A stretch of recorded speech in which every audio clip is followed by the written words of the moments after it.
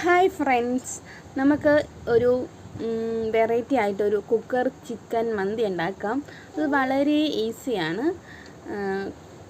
ആദ്യം തന്നെ നമ്മൾ ചിക്കൻ വലിയ കഷ്ണങ്ങളൊക്കെ മുറിച്ചിട്ട് നല്ലപോലെ കഴുകി വൃത്തിയാക്കി വരഞ്ഞെടുക്കുക. അതിലേക്ക് ഇഞ്ചിയും വെളുത്തുള്ളിയും ചെറിയ ഉള്ളിയും നല്ല ചതച്ച് ചേർക്കുക. ക്യാപ്സിക്കം ചേർക്കുക. ഒരു ക്യാപ്സിക്കത്തിൻ്റെ ഫുൾ ചേർക്കാം കേട്ടോ. എന്നിട്ട് നമ്മുടെ കറുവപ്പട്ട അതുപോലുള്ള മസാലാസ് എടുക്കുക.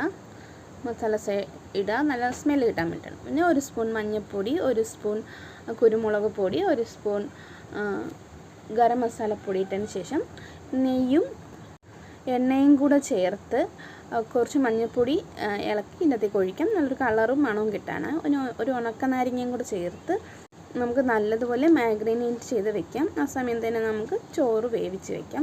വേവാക്കിയാൽ മതി. അത് ഊറ്റിയതിന് ശേഷം നമുക്ക് ഈ മാഗ്നേറ്റ് ചെയ്ത ചിക്കൻ കുക്കറിലേക്ക് അടുക്കി വെച്ച് കൊടുക്കാം. അതിൻ്റെ മസാല ഒഴിക്കാം.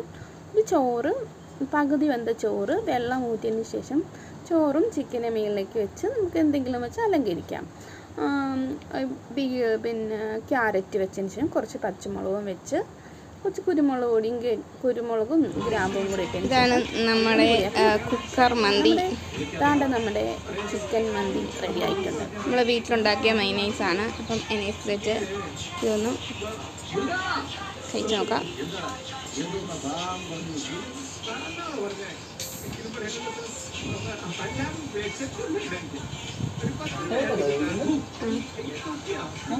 അതെ അതെ ഇരിക്കുക. ഹസ്ബൻഡ് ആയിക്കൊടുക്കാലോ. ഹസ്ബൻഡ് തുറന്നു നോക്ക്, ഒരു സാധനം കാണാം.